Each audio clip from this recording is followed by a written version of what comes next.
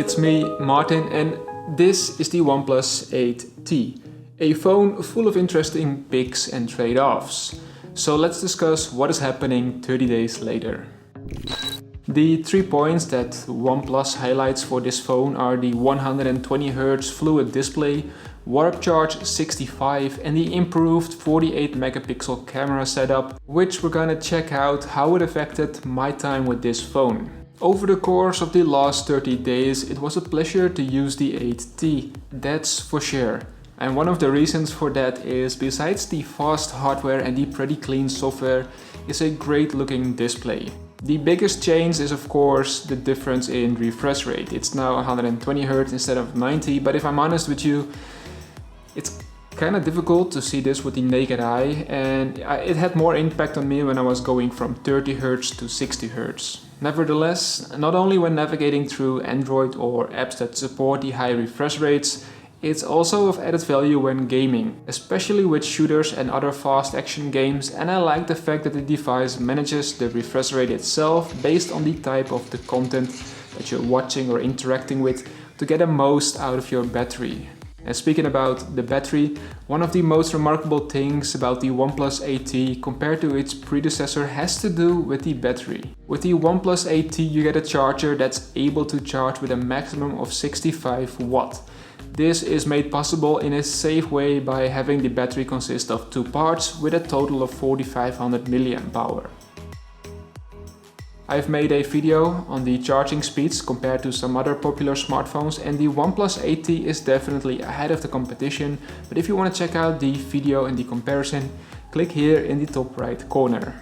So, how's the battery holding up? Well, it's average for its class. If you compare it to my OnePlus Nord, then it's lasting a bit shorter when browsing, while the Nord has a battery that's nearly 400 mAh smaller. The same counts for watching video, in which the Nord has been able to hold on just a bit longer. I'm somewhat surprised, to be honest with you, that the OnePlus Nord holds up longer than the OnePlus 8T, despite its bigger battery capacity. Of course, there is a higher refresh rate display on the OnePlus 8T, but that's set to 60Hz while watching video, so it shouldn't influence the outcome.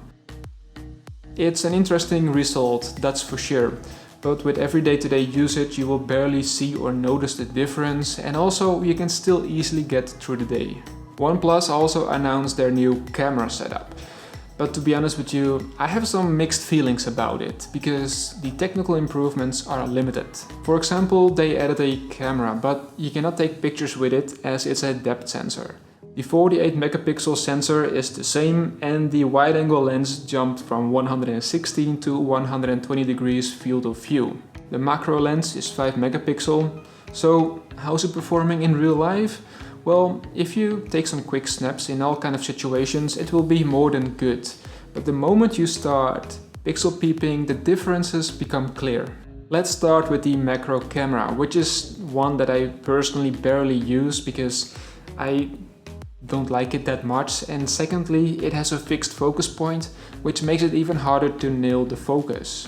And when it comes to low light situations, I've never put OnePlus on the top because there's still a lot of work for them to be done. The low light photos for the main 48 megapixel camera are okay, it's nothing too spectacular, but it allows you to capture at least what's happening around you. The wide-angle lens is a whole different story, and I wouldn't advise you to use this one for low light situations. Only use it in situations with enough light. Because of the extra depth sensor, the portrait pictures have some really good edge detection, and they're also nicely defined. It works in all kind of situations really good, both on humans and animals. One feature that I'm positively surprised about is the portrait video. It is not perfect, but much better than the competition. Last but not least, I really like the realistic colors of the 4K footage, its stabilization, and most of all the ability to change to the wide-angle lens while recording. Before I'm gonna summarize this phone, how it was holding up the last 30 days, I have 2 more points to discuss: Oxygen OS and the positioning of this phone. OnePlus brought a big overhaul to their software, and I like how that played out. It's fresh, in bold, and a clean new look. Stretching your thumb to the corners is, for example, no longer needed. This is one of the features that OnePlus implements with their optimizing the Android experiences for one-handed users on larger displays strategies. And so far it's been working out great for me. That important information is prioritized and that there are so many more features that I appreciate, like the voice note and soon to be released straight on dock. So I could write down a whole story over here, but that's not the point. You can see that it works. So please consider subscribing. My most favorite feature out of all is the always on display, as it clearly shows my digital well-being or how addicted I am to my phone. My final and one of the strangest picks might be that only the OnePlus 8 got an upgrade this year, while they usually also upgrade their Pro model, which is most likely because of the OnePlus Nord series, linked here in the top right corner in case you want to check it out. I also used that phone for 30 days, and if I'm honest with you, I actually quite like the OnePlus Nord, as it feels that you get so much bang for the buck. And that puts the OnePlus 8T, as mentioned with other reviewers as well, in a very difficult position. So yeah, it's been a fun ride the last 30 days, and so far it was a pleasure to use the OnePlus 8T, and it didn't feel to me that I was coming short on something for any specific day.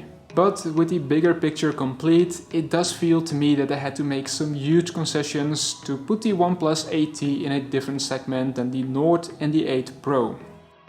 Alright, that's it for the OnePlus 8T. I hope you liked this video. If you did so, give it a thumbs up and subscribe in case you haven't already.